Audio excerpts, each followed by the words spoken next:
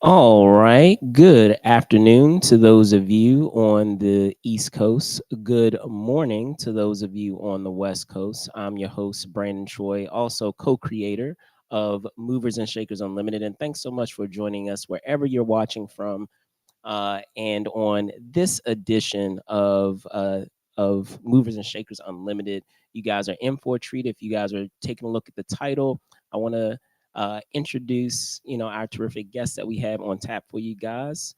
So just to give you a quick rundown of the guests that we have for you guys, they are a multi-award winning composer known not only for their work on the small screen with film with projects such as Creep Show and Missing, but also on the big screen for uh, films such as Pearl, Guardians of the Galaxy, Brightburn, and Get Out, just to name a few. It is my pleasure to welcome back on the show Tim Williams. Let me bring him on now. Hey, Brandon, thank you so much for having me on. Absolutely, absolutely, absolutely. So, first and foremost, just to, hit the ground running, Tim, I just wanted to, check in. I know it's been a minute since we've, last had you here on the show. And if memory serves, before, just as I mentioned, with your prior work, you were here with Tyler talking about Pearl. So, in the time since, how have things been? How are Yeah, things have been great. One of the nice things about Pearl was that it seemed to really open the door for a lot of very interesting projects. So this year I think I've done 6 films pretty much back to back. I've done a film for Lionsgate called The Bagman, which I think is coming out this year. With Sam Claflin, who is, yeah, you would know him. He just got nominated for Golden Globe for Daisy Jones, sure? and he was also in the Hunger Games. And the director on that is Cole McCarthy, who did Peaky Blinders and Sherlock Holmes. So had an amazing time working on that. I've just finished up a film called Your Monster, which is premiering at Sundance this coming Thursday, and that is Melissa Barrera, and that's an amazing sort of mashup between horror and a rom com. I think it's maybe the first of its kind, but it's really clever about a girl who falls in love with the monster in her closet. Um, just finished up a wonderful Peruvian film called Mistura, which is about the start of the Peruvian food industry that led to Nobu and other Peruvian cuisines. And I'm just starting a very cool film for Leyline Films called Somewhere in Dreamland, which is a horror film that has been directed by Colin Tilley, who is best known for his work as a music video director. He's done Justin Bieber, Cardi B, Megan Thee Stallion, and a ton of other artists. He's like one of the top music video directors, and this is his first feature, and it's a really incredibly shot film, quite trippy, and about this creature called the Sandman. So it's just been really fun, really great projects, really busy. I mean, it's really kind of what you hope for as a composer is to get these great stories, incredible visuals, and to work with amazing directors. So yeah, it's been a busy year. Yeah, yeah, sounds like it. Sounds like it, man. So, I wanted to, dive into Founders Day, and just talk about how that involvement, came to be. Yeah, so Founders Day is the third film I've done with Eric Blomquist and Carson Blomquist. The first thing I worked on with them was She Came from the Woods, and they did literally 2 features back to back, both of which I scored. One was Intermedium, and then the next one was Founders Day. And Founders Day is a really interesting kind of throwback to those classic slasher films. It is, I have to say, it is probably one of the most visceral slasher films I've ever seen. The artistry of what Eric did and where it went to is incredible. And he sort of set it against the backdrop of this rival campaign. So perfect film with all the sort of political turmoil in this country. These two rival, politicians are coming up for re-election, and suddenly this killer is loose in town, called the Founder, and it's got a really great cast. It's a super fun film. Like it's a wonderful mixture of dark comedy and a slasher film. And it premieres January 19th, which is coming up in theaters. So you can go out and see it in the theater. Absolutely, Early. absolutely. Yeah. So, and you commented on it just now, and sometimes you have that luxury and sometimes you don't. So, can you talk a bit about having that luxury of working, with a filmmaker prior versus perhaps, working with them, the first time, of already kind of having that second hand, if you will? Because sometimes, as I said, sometimes you have that luxury and sometimes you don't. So, can you talk further about that? Yeah. Eric is a and his brother Carson they're a really interesting team. They've been making movies now for about 6 years, and they're really interesting up and coming directors. And I think one of the things that is very important for composers is the relationship with the director. You look at the classic sort of Steven Spielberg and John Williams, Robert Zemeckis and Alan Silvestri. These are kind of director composer teams that have worked together for a long time, and you begin to develop a shorthand, and you begin to gain the trust of the director. And I think one of the things that was interesting with Founders Day was, because the movie was so visceral, I said to Eric and Carson, I really want to hit this like one of the hardest scores I've ever done, something that feels musically as visceral and as aggressive as the film is. And because we've worked together for a while, that they sort of said, okay, we trust you, do what you do. And so I think of all the scores I've done, this is probably one of the most just incredibly intense scores. So I think it gives the film quite an impact. I mean, I've only seen it in my studio here, so I haven't seen the full impact of it in the theater, but so I'll definitely go out and check it out in the theaters, because that's theater, I think, is just, it's the best way to see a film. It's so exciting to watch a film and be in the same room as everybody else. I think that's something that we've lost a little bit with COVID. Is that sense of going to the theater and seeing everybody's reaction at the same time, everybody's screaming at the same thing and laughing at the same thing. It's a sort of a communal experience that I think is such a great way to see a film, versus sitting there eating your popcorn in front of the TV.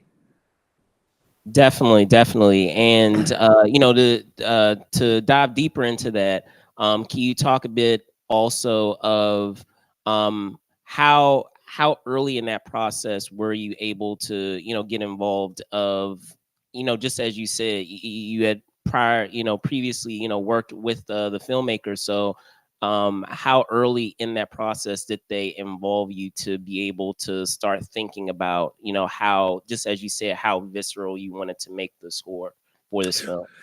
Well, that's a great point, because normally on a film, I'll come in at the end of the process. They'll send me a almost locked cut, and they'll say, make it work. Make it work. Jump in, make it work.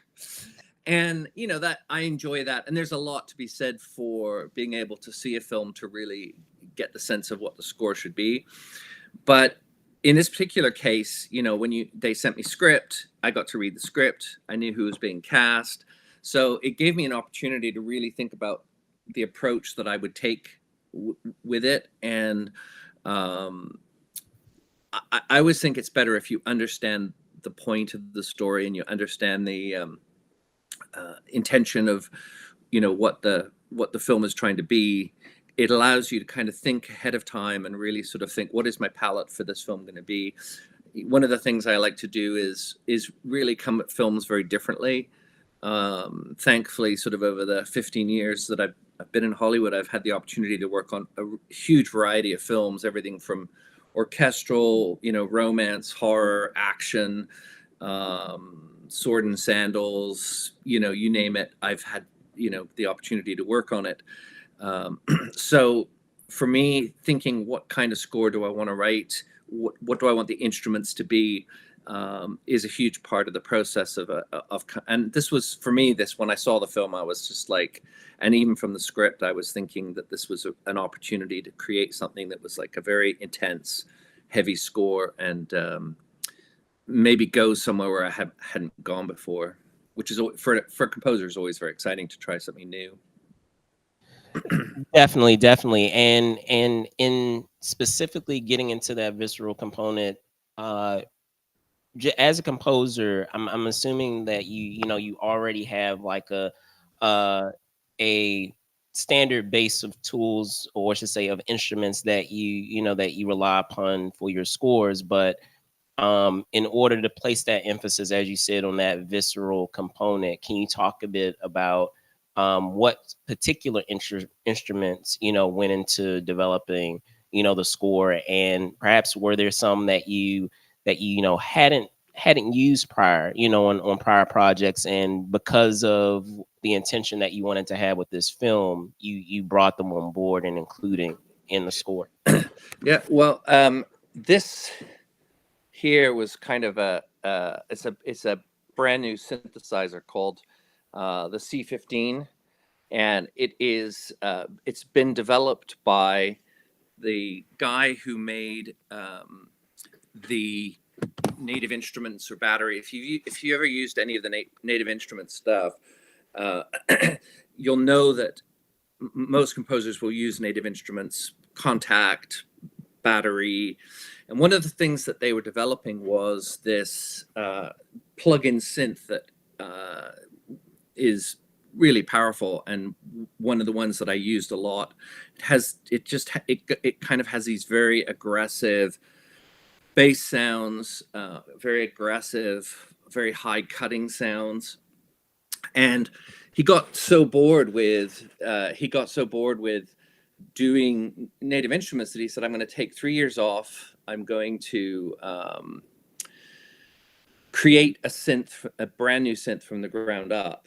And this is the result. It actually has two foot pedals there that you use to operate it while you're playing it, so that you can change filters, you can change the sound in real time.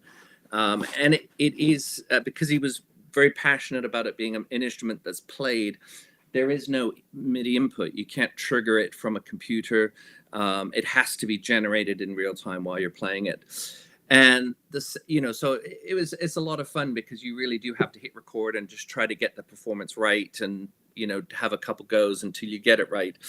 But it is one of those things that can never be replicated. Once you get it, you have to hope it's recorded, because you might not get it that way again, because you're changing it, you're adjusting the sound while watching picture. So for me, that was really exciting, and then combining sort of all of that, hybridizing it with these very aggressive orchestral sounds, big orchestral, risers and weird clusters and all kinds of effects that you get. So for me, it was about mixing heavy electronic guitar and orchestra in a way that for me I hadn't done before, and was a lot of fun.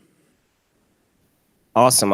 And I'm sure that provided an interesting challenge of just, as you said, finding that balance, because in being able to provide, again, going back to what you were saying about that visceral component, or that through line, I feel like if you do too much of it, it can, you can kind of become jaded to it, or numb to it, so that it really it's really important or pivotal to be able to pinpoint when those accents come in. So can you talk further of that, and not trying to overload the audience with Right. it, while still making it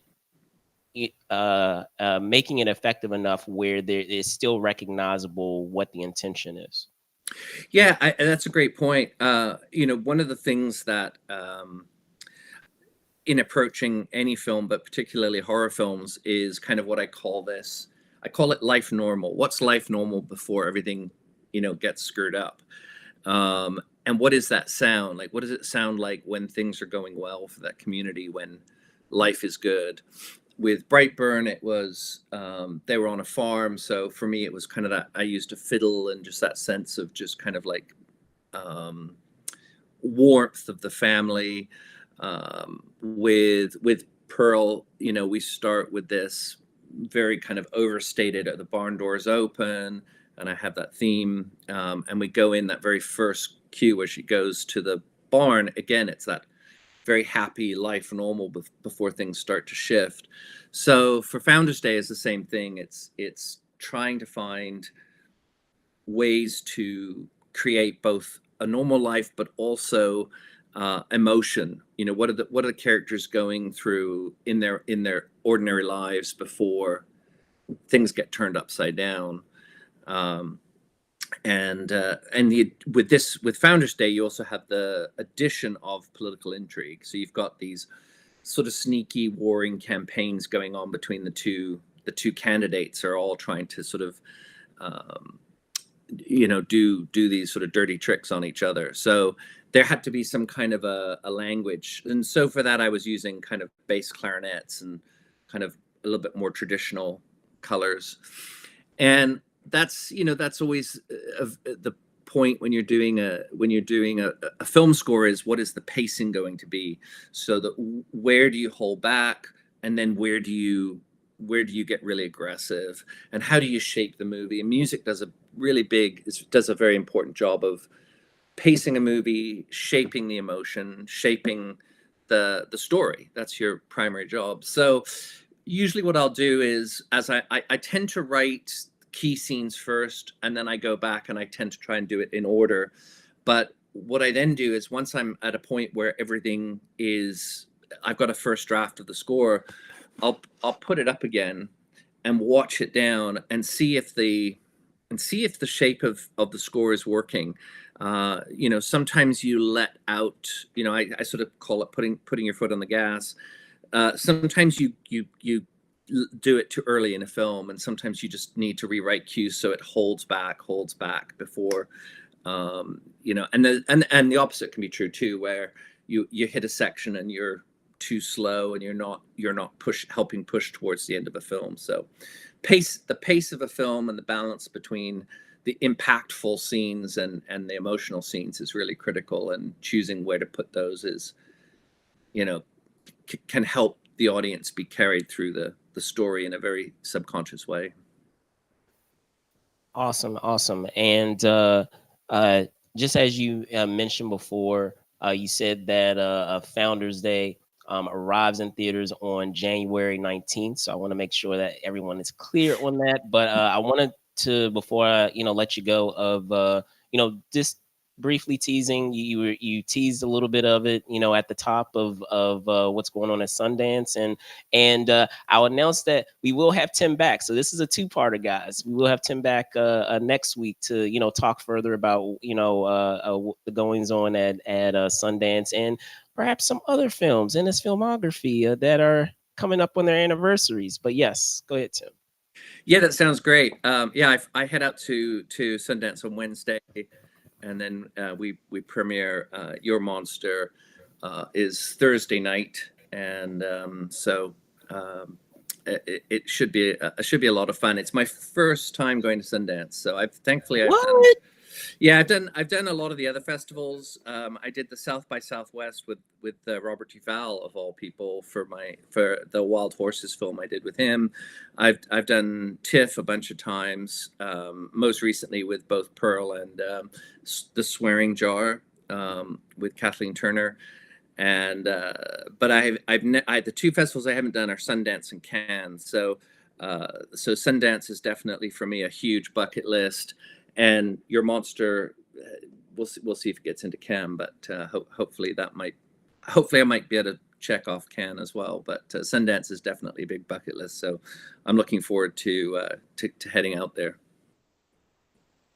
Cool, cool. So before I let you go, Tim, well, first off, thanks so much for hopping on and you know, talking about Founders Day on a Sunday. Appreciate you. But before I let you go, tell folks where they can find you.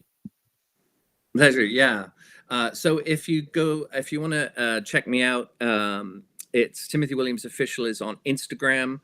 And if you want to do more of a deep dive, my website is www.timothywilliams.net. And it's fairly up to date, but it has a section where you can kind of actually go through and listen to scores. And then plus also I'm on Spotify, and please go through the scores that are up on Spotify, because it's always great to have those listens. Absolutely, absolutely. So once again, I want to thank Timothy Williams for hopping on and talking about Founders Day. I'm your host, Brandon Choi, host and co-creator of Movers and Shakers Unlimited. Thank you guys so much for watching. Be safe out there, and see you soon.